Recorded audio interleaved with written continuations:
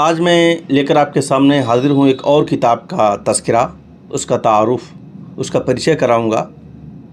ये किताब किसानों से मुताल्लिक़ है। ये जो देश है मेरा, किताब का टाइटल है ये जो देश है मेरा। इसके राइटर हैं मंजीत ठाकुर। मंजीत ठाकुर इंडिया टुडे समेत कई बड़े संस्थानों में काम कर चुके हैं। मेरी उनसे मुलाकात दूरदर्शन के दिनों में हिंदी डेस्क पर होती थी। इनकी किताब आई ये जो देश है मेरा, तो मैंने इसको ऑर्डर किया अमेज़ॉन पर और मैंने इसको पढ़ना शुरू किया। जो कुछ लिखा है, मैंने पूरी किताब पढ़ी है, तो मैंने कुछ जगहों पर मार्क किया है।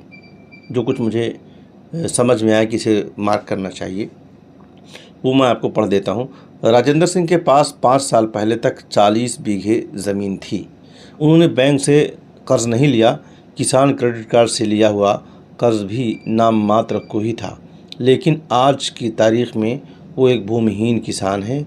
उन्हें पेट पालने के लिए दूसरे किसानों के यहाँ काम करना होता है या फिर वो मनरेगा में दिहाड़ी मजदूरी करते हैं। अब अजीब सी बात आपको लगती होगी कि एक किसान जिसके पास 40 बीघा ज़मीन है, उस ज़मीन को उस पर खेती करने के लिए लोन लेता है। उस लोन का इतना दबाव होता है कि वो 40 बीघा ज़मीन उसकी ख़त्म हो जाती है, वो दिहाड़ी मज़दूर बन जाता है।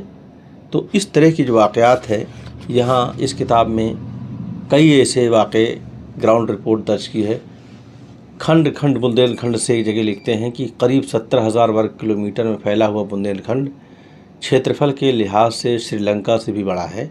जानना होगा कि आखिर बुंदेलखंड में सामने आने वाली इस मानवीय त्रासदी की जड़ें कहाँ हैं। देश के 6,000 उद्योगपतियों ने बैंकों से 1.25 लाख करोड़ का कर्ज ले रखा है। उनमें से कोई आत्महत्या नहीं करता, न तो उन पैसों के लिए बैंक कभी हलकान होता है और न ही उनके घर भाड़े के गुंडे भेजता है। लेकिन गाड़ा गांव के किसान प्रहलाद सिंह के घर बैंक ने भाड़े के गुंडे भेजे। वो साल 2007 था जब किराए के गुंडों ने बैंकों की तरफ से प्रहलाद सिंह के ट्रैक्टर को कब्ज़े में ले लिया। ट्रैक्टर नीलाम कर दिया गया। परेशान भाई और फिर उनके बेटे बच्ची सिंह ने आत्महत्या कर ली। सयानी हो रही पोती मनोरमा चाहती थी कि वो अपने दादा को ब्याह के खर्च से बचाए। मनोरमा भी एक दिन बालों में लगाने वाला काला रंग पीकर हमेशा के लिए सो गई। बुंदेलखंड के हर ज़िले में, हर शहर, हर गांव में हज़ारों प्रहलाद सिंह मिल जाएंगे। जीते राम के पास पेंशन कार्ड तो है, लेकिन वो पेंशन नहीं ले पा रहे हैं क्योंकि उनका आधार कार्ड नहीं बना है।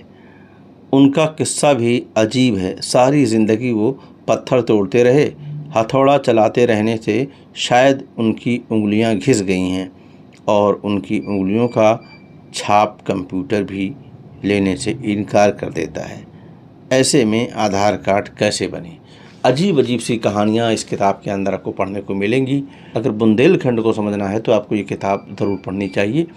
ये सिर्फ बुंदेलखंड की कहानी इसमें दर्ज है, लेकिन ऐसे न जाने कितने बुंदेलखंड इस देश के अलग अलग हिस्सों में हैं जिनकी कहानियाँ इसी तरह से आनी चाहिए, ताकि समाज को भी, सरकार को भी इससे दिशा मिले, सबक मिले। बहुत बहुत शुक्रिया।